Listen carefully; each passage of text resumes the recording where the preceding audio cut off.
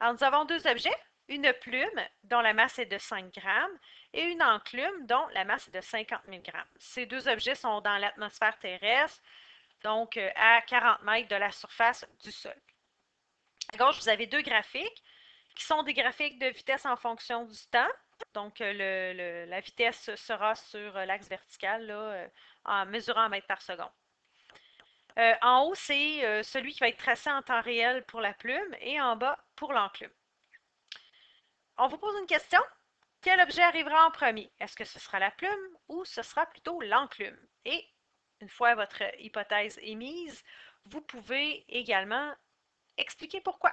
Donc, pourquoi vous pensez que c'est la plume ou l'enclume qui arrivera en premier? Alors, on y va. J'active la scène.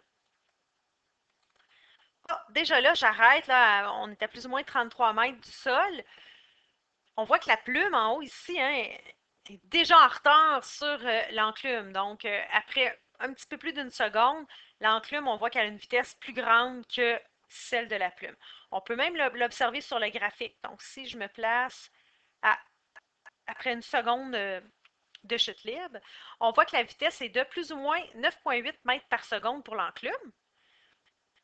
Et dans le graphique de la plume, si je regarde y est égal, donc qui me donne la vitesse, on voit que la vitesse est à 8,4 mètres par seconde. Donc, il y a une différence ici au niveau de la vitesse. On voit que celle de l'enclume est plus grande. On va poursuivre l'expérimentation jusqu'à la fin, jusqu'au sol. Et je vais remonter les objets en haut. On voit que les graphiques ici, hein, celui de l'enclume, la vitesse est relativement constante. On voit qu'après 3 secondes, oh, je ne suis pas tout à fait à 3 secondes, je vais prendre un chiffre juste. À 2 secondes, on est à 19,4 mètres par seconde pour l'enclume. Donc, 19 mètres par seconde si on arrondit. Et à 2 secondes, pour la plume, on était à peu près à 13 mètres par seconde. Donc, 19 mètres par seconde versus 13. Donc, on voit que l'enclume a une vitesse plus grande que la plume. Maintenant, pourquoi? Dans la majorité, probablement, vous avez dit que l'enclume arrivera en premier au sol parce que sa masse est plus grande, hein, de 50 000 grammes. Ce qui est faux. Et je vais vous montrer pourquoi. Nous allons refaire cette expérience en deuxième partie, si vous voulez, en modifiant un paramètre.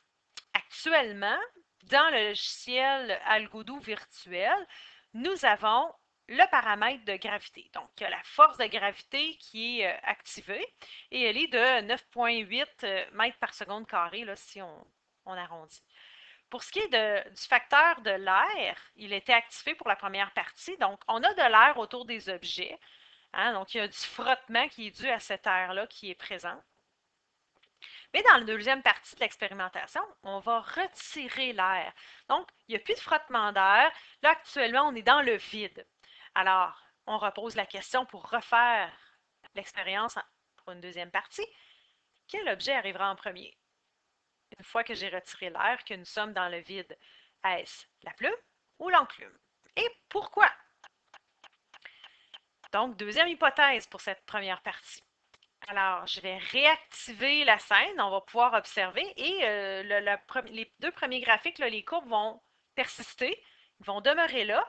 Il y a une autre courbe qui va se tracer pour la deuxième partie de l'expérimentation, ce qui va nous permettre de mieux comparer. Alors, je réactive la scène et on voit ici qu'il y a une deuxième courbe qui s'est tracée ici pour la plume. Hein, je vois qu'elle est une ligne droite. Elle est directement proportionnelle, la vitesse est directement proportionnelle au temps.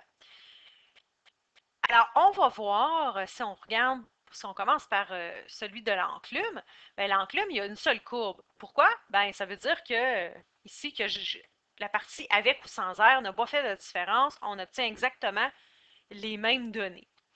Alors, si je regarde à 2 secondes, comme nous avons comparé tout à l'heure, à 2 secondes de temps, nous avons 19 mètres par seconde, comme nous avions dit.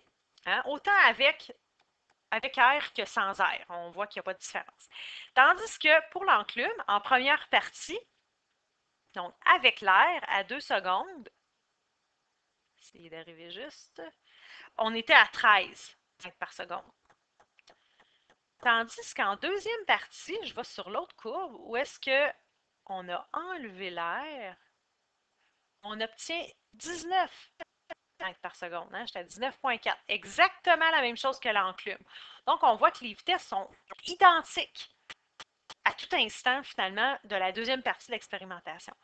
Fait que quand il y a l'air, on constate que l'enclume arrive en premier. Pas parce que sa masse est plus grande, c'est le fait que la résistance de l'air est là, puis elle est plus faible sur l'objet qui est plus lourd, dans ce cas-ci, l'enclume. Dans la deuxième partie, on a retiré l'air. Nous sommes dans le vide. Et on voit que les deux objets arrivent en même temps. Alors, on peut dire que le temps de chute d'un objet n'est pas dû à sa masse. Hein, il est dû à la grandeur de la force gravitationnelle qui va agir sur ce corps-là, donc sur cet objet-là. Alors, on a fait la preuve, hein, si on retire l'air, qu'on est dans le vide, les deux objets arrivent en même temps. Donc, il n'est pas dû à la masse, mais plutôt à la grandeur de la force gravitationnelle.